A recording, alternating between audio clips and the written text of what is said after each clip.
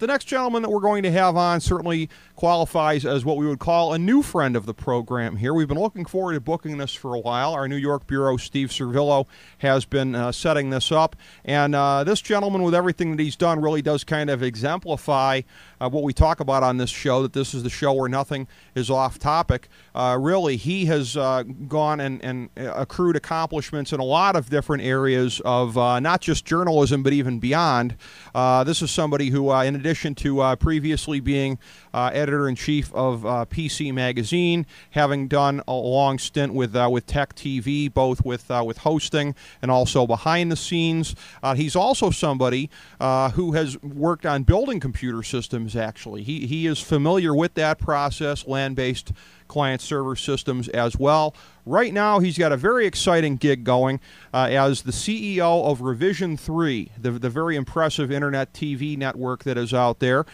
Both Revision 3 and his personal blog can be found and have been able to be found for a while on our FDH Lounge Ultimate Links page. And notwithstanding the fact that the Ultimate Links page is now up to 2,020 links, they can be found quite easily on there. Everything is very well laid out, and you should be able to find those no problem. But we also have it linked off of our rundown for the show here tonight. So, long story short, we've been looking forward to doing this.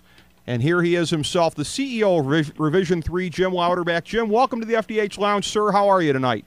I'm very good, thank you. It's good to be here, and I'm glad we're among the 2,000 links on your page. That's an impressive number of links. Thank you, thank you. You know, we've been building this for about 3 years now, and we just keep going in batches here. And yeah, you've been on there since at least I'd say 1700 or so. When Servillo was telling me that we were going to get you booked here, you've been on there for a while, Jim, close to the ground floor. Good. I'm glad to hear it. It's good to finally be here. Oh, it's great to have you on and to get to find out about everything that's going on here with Revision 3, and it's interesting because, again, you're at this leadership position with this network that is now just growing and putting things on different platforms here. You guys are now starting to conquer the mobile realm as well as everything else.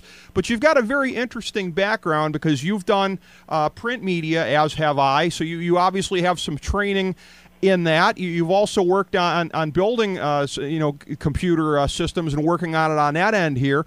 Talk about essentially how this path led up to where you're at now. Well, it was pretty. It was pretty much just following opportunities that came up. I didn't really have a media background. I started being a geek, still am a geek, but started writing about what I was doing when I was building systems and programming, and actually just answered an ad, as it turns out, in the New York Times for a lab director at this magazine called PC Week, which is a sister to PC Magazine, and never thought they'd hire me, and they did. A little while later, the company was like, hey, we're going to start a 24-hour cable network about technology. And they said, you want to go run content for it? I'm like, sure, whatever. I've never done television before. Why not? Same thing with running internet sites, and then Revision 3 is we really looked at the internet. How look, the internet changed print, as you well know. It's changed radio. It's changed music. Now it's changing television. And what we're doing is we're on the side that's making the changes, and it's a blast. Oh yeah, it really looks like it is. Your programming is fun. It's varied. You got a lot of really good stuff there. I'm just curious though, again, in terms of your background and where you started out, actually hands-on on the computer side. Was this anything you could have envisioned back in the day? Not necessarily your own career path leading up to that, although I guess the question could extend to that as well. But essentially, where we're at now with the internet, with media, with programming like this, when you were getting your start working on computers that were several generations more primitive than this, was this anything that ever could have popped into your mind back at that time? No, I was much more focused at that time, when I first started playing around with computers and programming, very business-oriented, but very much around video games. So, the time when I sort of realized that the computer was more than just for work, I guess it was first I started playing with computers and playing as old versions of Star Trek on it. But it was really when I started some of the early graphics adventures like Leisure Suit Larry and the Land of the Lounge Lizards. And then it was like, wow, you can really do, in this case it was animation, but you can really build these complex worlds and do these amazing things there. And then it just was a matter of, oh wow, audio on the internet. Yeah, you can do that, video. And so, but a lot of it, I was surprised as anybody else. Yeah, Leisure Suit Larry. Those are some good times there. Yeah, I mean that was there really were some interesting things. I mean, and in a sense of characters that were engaging. Now that was one that was just pretty much flat out funny as well as entertaining there. But that really was kind of one of the early flickers of this type of culture, wasn't it? Yeah, well, early Madden as well. I mean, look at what Madden brought to the table. And so there were all sorts of things like that showed off the ability to tell stories, to engage you with characters, and then to provide this kind of, this experience where you control the story. And I think, we still, today, when you look at media, most media on the internet is still pretty linear. I mean, you read a blog or you listen to MLB online or watch it online. It's still a linear experience. So I think we're still in the early stages of what a lot of this is going to become online. And so that's the thing that's exciting to me. It's like, hey, we're in the early stages of this, not the end game.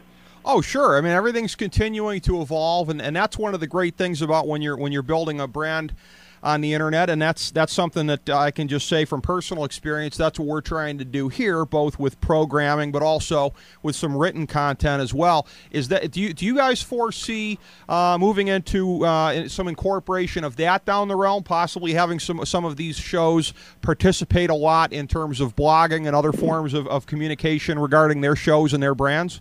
Yeah, we do a little of that now, but there's definitely a lot more we should do because it's really about, what the thing that I think is interesting is, I talked about characters. A lot of it comes down to those authentic personalities. I mean, like yourself, who people gravitate around and want to just hang out with. People who are passionate about a topic, who are really, really into it and interested in it and can communicate about it. And if you do that well and you build an audience and fans and a community around you, they're going to want lots of different types of media. It's not just video or just audio or just text. All that stuff tends to weave together. And then I always think, all media is about a community, but with the web and the internet, it's really these communities on steroids. So giving people an opportunity not only just to passively consume one way, but to really become part of that entire experience and kind of direct it and shape it. Well, that's kind of interesting. Your answer kind of makes me think about something that you'd had recently on your blog here, Louderback.com. When you were talking about, and you've mentioned a few times here on your blog, one of the big hits of the TV season, Modern Family, and one of the things you wrote about there recently was your experience from hearing from Steve Levitan, the creator and the producer of it, and he seemed to be, as you were saying, pouring water on the whole cross media concept here, that essentially his job is to deliver ratings. It's a very straightforward type of thing. Hulu, any of these online things don't really add to that bottom line. It's very interesting because as I was reading that, I'm kind of thinking to myself, it all depends on what corporation you work for, I suppose, because my favorite TV show is The Office, and The Office is pretty much the exact opposite of that because the ratings for it, it's never been a traditional Thursday night powerhouse in the sense of Cheers or Cosby or anything like that, but it's king of just proliferation in all different types of ways, whether it be Hulu, whether it be iTunes, whether it be online merchandise, all the folks like myself that go out and buy the big DVD gift packs every year. So it's very interesting to see Modern Family, as you wrote about, taking the one slant on it and another show, a hit show, at the same moment in time, really looking at something completely differently. Well, I think the problem there is, you talked about a couple of different things, but the way traditional television is set up right now is, there's a whole bunch of reasons why, but in part it's because of the way that it's rated. Look, when the vast majority of the money that a television show on traditional networks get comes from the advertising that goes in when it debuts, when that episode goes out on Thursday night or whatever, and the way that they are paid on that is the measurement of the audience when that thing goes. So the Thursday night 8 p.m. audience Nielsen, which is a huge fiction. I mean, everyone knows that Nielsen is not real and accurate, but it's like everybody, it's the elephant in the room, but everybody just believes it anyway. So if Nielsen says you have 10 million people watching, and Procter & Gamble runs a soap ad, and they're paying, $10 per 1,000 people, you get X number of dollars. And it doesn't matter, really, how many people watched it 3 days later, how many people watch on Hulu, how many people do all that. And the stuff that, like, if you buy it on iTunes or, that's incidental compared to the money and the revenue that they get when they go out at 8 p.m. on Thursday. And that's why, and I believe it. He says, look, this is how I get it. It doesn't matter. I could have hundreds of thousands of viewers on the internet, on Hulu, millions of viewers on it. If I don't get them at 8 p.m. on Thursday, it doesn't matter. All that other stuff doesn't matter. Yeah. I mean, that's a good point. That's the bottom line that's handed to him. By the same token, is it a thing where you're at in the hierarchy has to determine what your standards are? In other words, ABC, by and large, is dealing from more of a position of strength right now.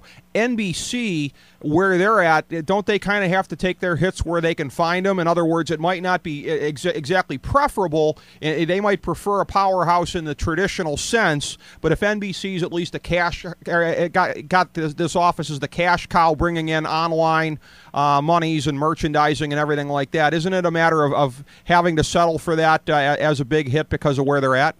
Yeah, but you know what? All that money online still is not going to add up to more than a small fraction of what they get when it shows on the big network and people watch at 8 p.m. Thursday or 10 p.m. Friday or whatever. That's why the money in traditional television is still in that broadcast medium, and that's partly that's their problem. I mean, look, these shows are expensive to make. The talent's expensive. And you've got to drive a lot of revenue to pay for that. And one of the things that I think that we've seen on the internet across all the media is like that there have been a lot more options. It's a lot less expensive to produce, and the really big expensive media tend to get there's less and less of them, and there are a lot more that are less expensive, and you can find anywhere. You look at a perfect example in sports. I mean, look, I used to get my sports information from depending on where I lived. It was ESPN, the Boston Globe. I mean, okay, I'm a Patriots fan, so I would read the Globe to read the Patriots stuff. Well, you know what? And I'm a Mets fan, and I would read the Daily News for Mets information. Well, you know where I get my Mets info from now? MetsBlog.com. I get my Patriots information from ESPN, from a bunch of different Patriots blogs, as well as the Globe. I don't need those sources anymore. So less people are aggregating to those sources. More people are going to many other sources, which means there's less eyeballs and less money to go around.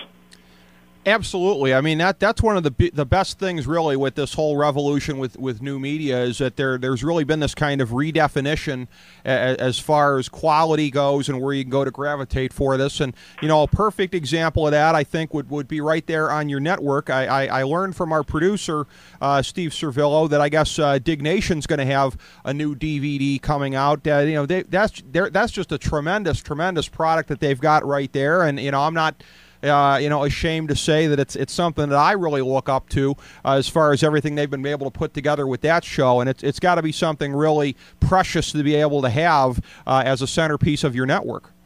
Yeah, well, and Dig Nation is just an example of how people love Revision 3, but what they really love are the hosts that we have, because they're these real guys and girls that people want to hang out with. So Dig Nation's Kevin Rose and Alex Albrecht. These guys are real. They hang out, they drink beer, they talk about what's going on in the world every week. And we got hundreds of thousands of people to watch, and we released that DVD, and we got tons of people buying it. But that goes across, it goes across what we do. We've got shows with, other tech shows with, one host, Veronica Belmont on Techzilla, who's just, she's a beautiful woman. She's a complete geek and gamer. And, she's also paired up with this guy, Patrick Norton, who's a complete geek and has been for a long time. But they're real. They're experts. They know what they're talking about. And it doesn't matter what media you're in. We're moving more towards a world where you've got to be an expert and know what you're talking about. You can't just be, some bubble-headed blonde with, who knows how to read a teleprompter but doesn't know anything about what you're talking about. Those days are coming to an end. Well, it's about time, really, because, in any ideal world, talent would rise to the fore, and that's what you got to hope for. And again, Revision 3 has been a perfect platform for that. Yeah, and as you mentioned, all the things that are continuing to happen here, Tom Merritt, Kelly Lewis, Penn Jillette now coming in to do a show for you. I think his ones previously, was he with Reason TV previously? I think I'd caught some of his stuff, I thought through Reason, but he's somebody that does a tremendous job as well, so it's great new content. Yeah, he was over at Crackle, but he's Penn's all over the place. I mean, he's got a great new show or a new season of his show on Showtime, whose name I cannot say on traditional radio, but it starts with Bull, and he's got a great, he and Penn and Teller do an awesome magic act, 4 or 5 days a week at the Rio in Vegas, but the guy has so much that he wants to talk about and so many opinions, and he's very real, and people just gravitate to that. So, and the same thing with Callie, the same thing with Tom, and I think that's the same thing you see everywhere. Like the folks that are going to do really well in this new world of media are those who are passionate, are honest, are real, who know what they're talking about, and who can really build a community around themselves. And I don't care if it's you doing sports stuff in Cleveland and on the web, or if it's Callie, or if it's Penn, or Mike Reese, who I follow, who does Patriot stuff in New England. It doesn't matter. It's just that they're real and they know it, and you go to them because you want to be part of that. You mentioned probably the most important word right there, that being real, and I want to focus in on that very, very strongly because, again, I've had this conversation on air and off air with people any number of times, and that being, it's really easy to contrive. And I know that living in my radio market, which is probably the worst terrestrial radio market in the country, it's full of nothing but contrivance. And if I say this, it'll really stir things up. And it's tired, it's hackneyed. Unfortunately, there's a lot of people that don't see through it, but the folks with brains really do. I got to think that one of your jobs there, you and the folks who are helping you run this thing as you're going through, that's probably got to be a very important part of the screening process. You're looking at these people, and they may be very entertaining, but if they don't have that authenticity, I got to believe that they probably don't have that kind of importance to you. Exactly. They've got to be real. They've got to know the topic. They've got to be experts. And and everybody on our network is like that, which is great. They all love it, and they all love what they're talking about. And look, you see the same things happening in other media. I mean, look at Monday Night Football, right? Look at some of the idiots that they put into the, and I will name no names, into the booth there. Now look at Gruden. I mean, John Gruden knows. That guy's legendary. Finally they found somebody to replace Madden who's got the same level of expertise and intelligence and understanding and authenticity about the game. And so it doesn't matter what media it is. We're moving more to that world and away from the idea that you can just, be talented at being a happy-looking pretty girl or guy and get a following.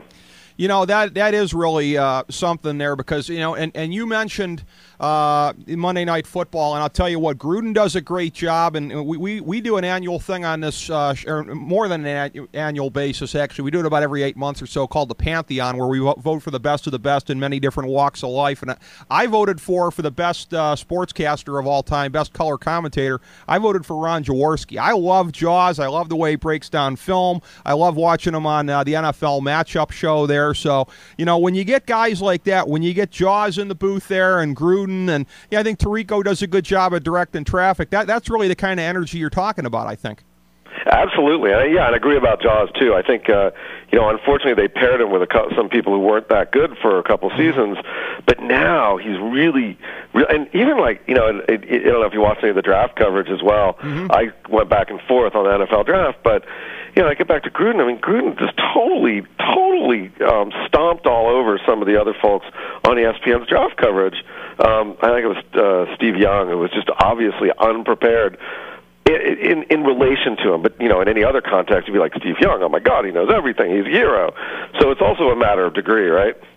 Oh, it is. Yeah, it always is when you're looking at that kind of stuff. And I completely agree with you on Gruden. He brings the same kind of insane prep level that he did when he was a coach. I think he was famed for waking up, what was it, like 3:17 a.m. in the morning.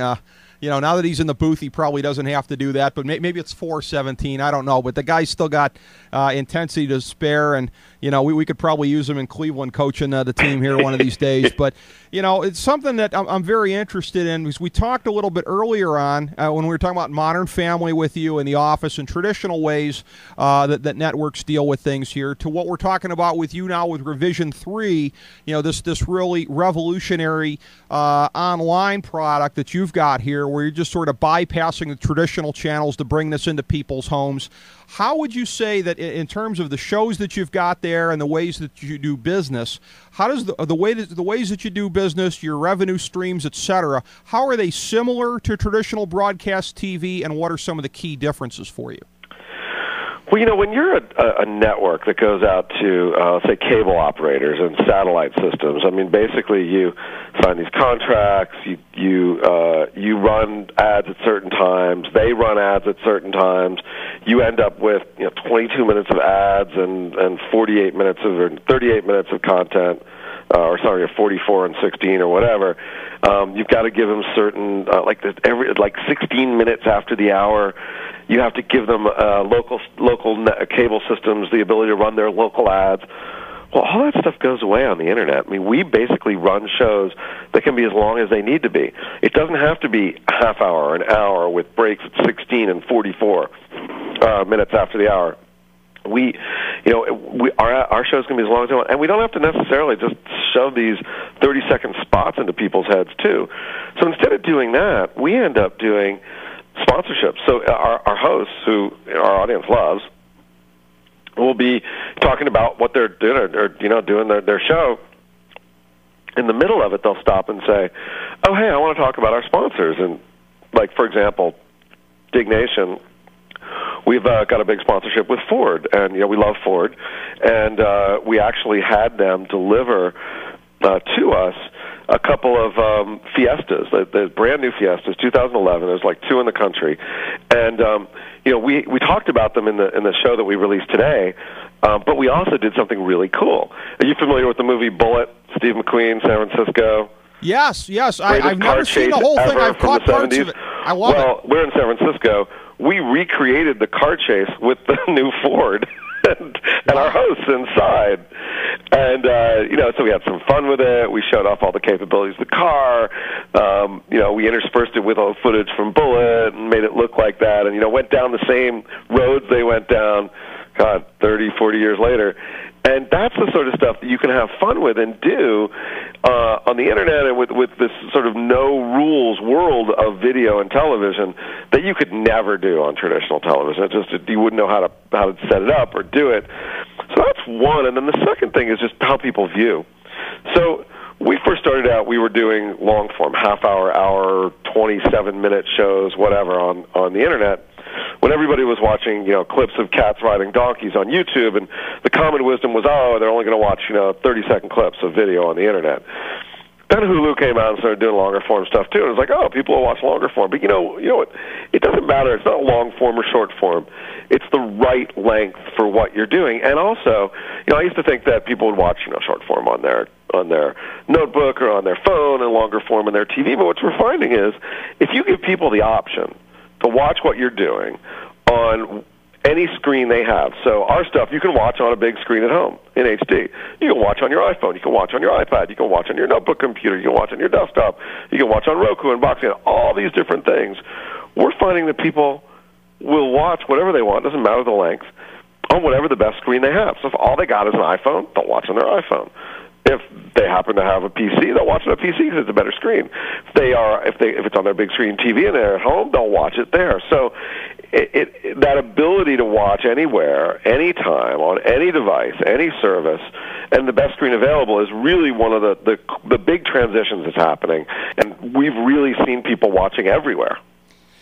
Yeah, and that's the kind of pragmatism really that's necessary. Is to be able to to watch it on whatever really is the most appropriate for you, and folks will make that determination as they go along here, as it gets to be more available, maybe on a mobile device if that makes more sense to them, or on an iPad or on a laptop. I mean, it's beautiful that you offer and you're continuing to offer more and more types of availability. As far as testimonials go, I should let you know, Jim, I just got an email here at the studio from our FDH senior editor, Jason Jones. He says, I'm here listening to this interview. He says I went to the Revision 3 website. He says, badass, everyone should check this thing out. The only thing I'm concerned about in this case with him doing that, Jim, is that Jason's wife, Samantha, who's also our entertainment editor, she has said in the past she's so enamored of online offerings, she's thinking about canceling cable TV in their home, and Jason's living in fear of that. I fear, Jim,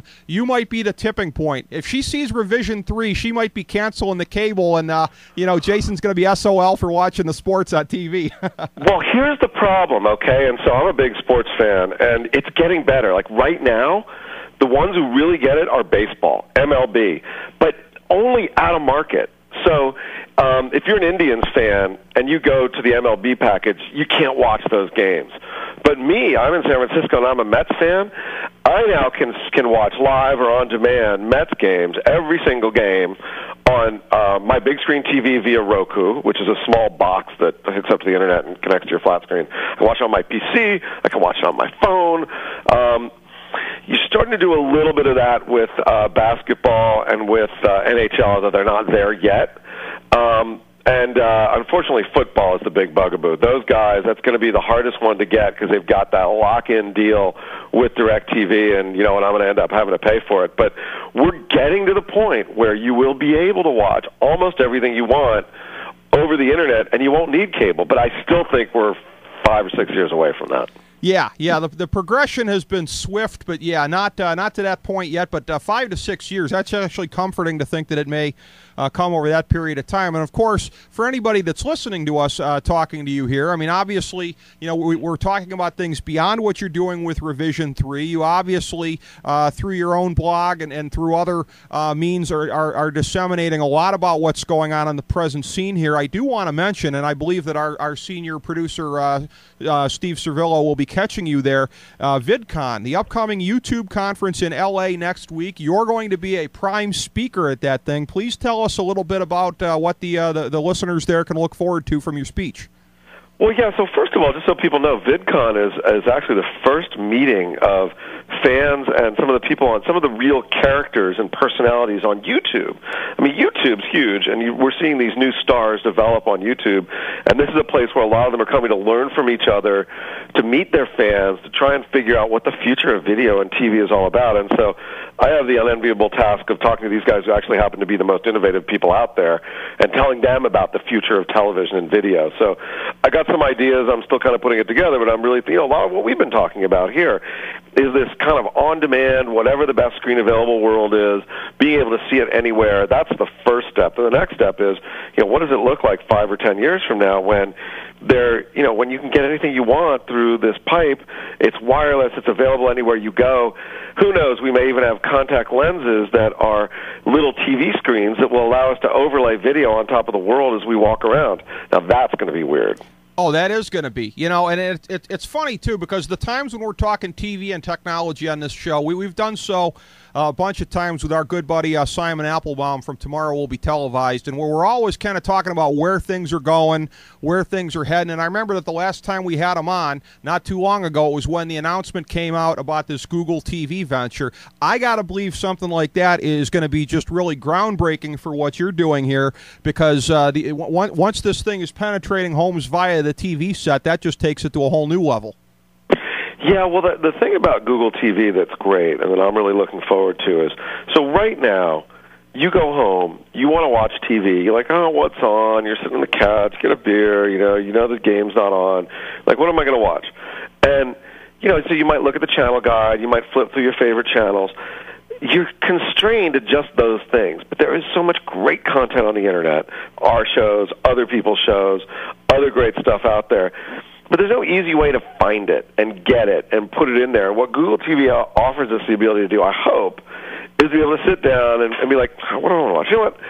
I want to watch, I don't know, I want to watch hot girls playing pool, or I want to watch, I want to know about that new cell phone that just came out, or I want to watch some travel show about traveling to Asia. You'll be able to type it in. No one wants to type. You'll be able to talk into your phone and say that in your phone and have a Google TV interface pop up that pulls up search results of shows that you can watch right now about that topic. And the cool thing for us is, we'll be in those search results, but also somebody might say, I want to watch I want to see something about that new cell phone. There might be a couple shows that pop up, but I'll be able to buy on the right-hand side, just like on Google now. By the way, I don't have any inside information. I'm just postulating what I think they'll do. I'll be able to do buy-in so that somebody will be able to see it and click through and watch my stuff. It's really going to help me expose the broad group of people to our shows when there's zillions of things available. Yeah, well, that's going to be very exciting once it hits that level of penetration in the next year or two, and as these TVs really start to get out there that are enabled for this, that'll probably be one of the most crucial coming together points of this technology that we've seen yet. But as far as where you're going here with Revision 3, with anything else that you're working on here, Jim, we always love to give our guests a chance to plug as much as we possibly can. So if there's anything that we haven't covered substantially yet here tonight, please be my guest. Get it out there. Well, I think Revision 3 is a great plan. I mean, we're geared for mostly guys, which is awesome, so 18 to 34-year-old guys. One of our other cool new shows, we talked about our tech stuff and Dignation and some of the hot girls that we have who are geeks also, and it's Callie or Veronica. But we've got a show that's kind of a little bit of a departure for us. It's a cooking show, but it's not kind of that frou-frou, like, Food Network, watch somebody do something you'd never be able to do. So this Irish chef who is like 28 years old, and he shows you how to make the stuff you're already making, but do it better. So one of the episodes is how to make a perfect steak, or how to make garlic bread that's amazing, that's like takes you like seconds. It's really down to earth, and it's a great show for anybody who knows they want to cook a little bit, but isn't really you're not doing gourmet stuff. Just make the food you're already doing taste so much better. It's called Food Mob, and I encourage people to check that out as well. It's really fun. That is really something that's worth checking out here, something that puts a little bit different of a spin on it than what you'll find on the Food Network, no question about it. And, Jim, it's a tremendous product. It's a tremendous network that you've got here. And, for those of us who are also doing Internet TV, it's a really aspirational thing to try to keep up with what you guys are doing and try to get to that level of quality. It's been a tremendous pleasure to have you on here tonight, Jim. I hope you won't be a stranger. I'd love to have you back. Yeah, I'd love to come back. Thank you very much, and I hope LeBron makes the right choice. We hope so as well. We'll. I won't say we'll know in 4 hours because we won't, but it'll be on the clock at that point in time. By the way, I'm going to be posting odds at the FDHLounge.com tonight on LeBron and all the other top free agents. I'm posting it at 12:01, Jim. So we're staying on top of that story. I'm betting on the Bulls myself. I'm sorry to say, but we'll see. Well, the Bulls are 6-1 on my list of odds. The Cavs are 5-1. I pray that I'm right on that. So yeah, I hope you are too, for your sake and all your listeners there are fans. Thank you very much. And Jim, I know that Steve is looking forward to catching you at the conference next week here. And again, just a pleasure to have you on. And I love to do it again here sometime. Anytime. Thank you very much. Thank you so much, Jim. Appreciate it. Jim Louderback, everybody, the CEO of Revision 3. We've really been looking forward to having him on here, and that really is interesting. Yeah, to get that email from Jason. I had talked to him about Revision 3 off air. I didn't know how much familiarity he and the missus had with it, and yeah, I was only half joking about that. Once the missus sees Revision 3 for the first time, that poor dude might be out a cable package because she's been this close to thinking they can subsist on internet entertainment alone. And yeah, if you're already on that borderline, Revision 3 will push you over the edge because they got a ton of fun stuff on there. We can't possibly plug that thing enough.